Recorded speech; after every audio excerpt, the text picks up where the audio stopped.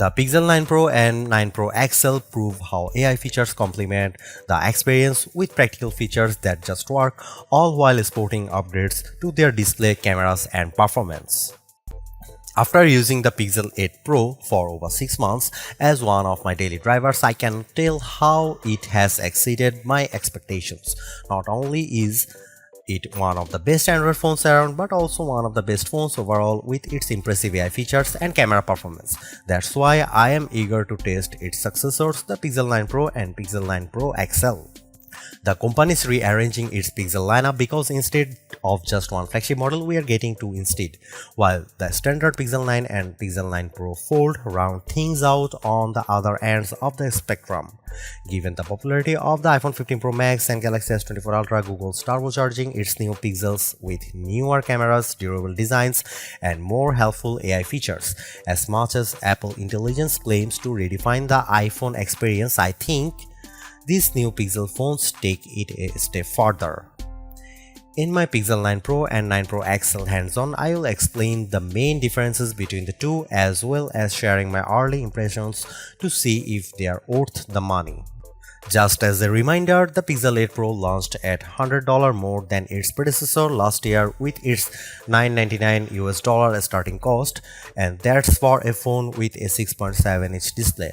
That's why the Pixel 9 Pro XL is regarded as its true successor because of its 6.8-inch display, whereas the Pixel 9 Pro has a smaller 6.3-inch one.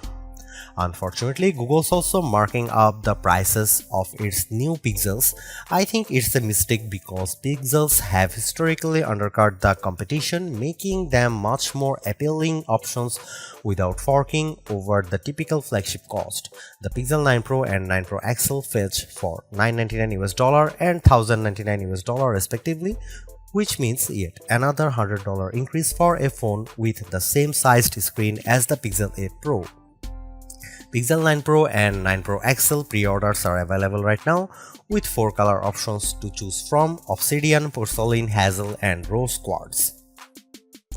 On the surface, the same peculiar design traits that make the Pixels distinct are present here, but with slight alteration.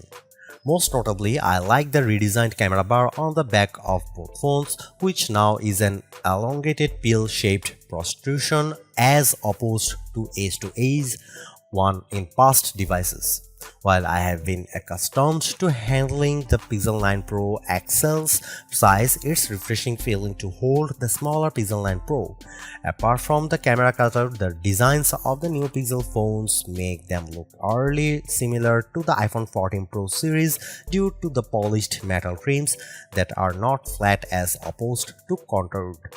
I am on the fence about this peculiar change because the contoured edge make the Pixel 8 Pro much more comfortable to hold. It's a change I am going to need to get used to, but at least they are still sporting the same matte gloss surfaces as before to give them that always clean, smooth look. Google claims they are twice as durable as the Pixel 8 generation, while Corning Gorilla Glass Victus 2 protects the screens. I also like the 4 color options they are available in, especially Rose Quartz with its subtle amount of saturation. One of the biggest areas Google improved on was the introduction of its actual displays with last year's Pixel 8 lineup, which I point out in my Pixel 8 Pro review.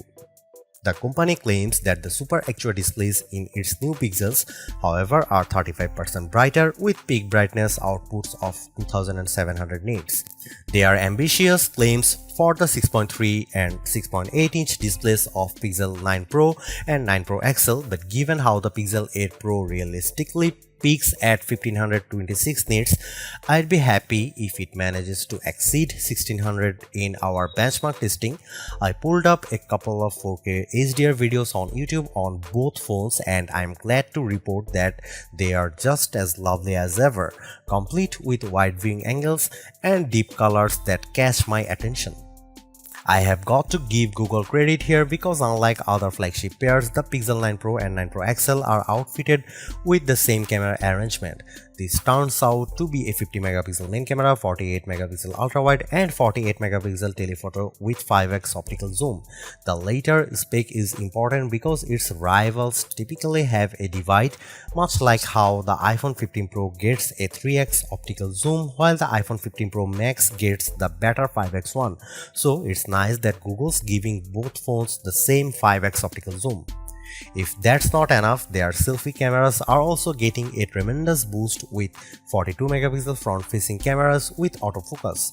I snapped a couple of selfies on both phones and based on what was previewed, they look much better than the ones I have taken with my Pixel 8 Pro. Another way that the Pro Pixels differ from the standard Pixel 9 is that they gain up to 8K video recording along with an upgraded video boost feature and better low-light panorama performance. For the smaller Pixel 9 Pro, I'm glad that it has the same robust set of camera features as the more expensive Pixel 9 Pro XL, so that may be an incentive to stick with the smaller phone this time around. The biggest area of opportunity for the Pixel 9 Pro and 9 Pro XL without a doubt has to be its processing performance, mainly because it's underperformed against rivals chips like Apple's A17 Pro and Qualcomm's Snapdragon 8 Gen 3. With the Tensor G4 calling the shots, I am eager to see what improvements it has over last year's Tensor G3. First of all, both flagship models are accompanied by a generous 16 GB of RAM, which not only allows it to better multitask between apps, but it also boosts its AI performance. I was impressed by how it took just 4 seconds for it to generate a custom image with its new Pixel Studio generator. Google claims that the Tensor G4 is 20% faster at web browsing and 17% faster launching apps. Other everyday tasks like running apps and moving around the interface feels buttery smooth with its actions and animations. Although the Tensor G4 chipset needs to pull out all of the stops when it comes to benchmark tests, the Tensor G3 lagged way behind the competition. Google's unintentionally putting itself in a bind with this year's Pixels because of the price hike for the larger Pixel 9 Pro XL. It's hard to tell right now if the $100 increase is justified by its new AI features, so I think it will ultimately come down to how well these flagships perform in all the usual categories. On the flip side, however, I have to applaud Google for giving its smaller phone the same amount of love by keeping the same set of cameras found with the pricier Pixel 9 Pro XL. In fact, it's a front runner for those who prefer smaller phones. These phones kick off the upcoming holiday season, so they can't afford to come up short knowing that the iPhone 16 is right around the corner. They need to set the bar high or face being written off by competing device between now and the end of the year. I know that price hikes are inevitable, but these Pixels need to overperform in order to stay relevant and remain competitive.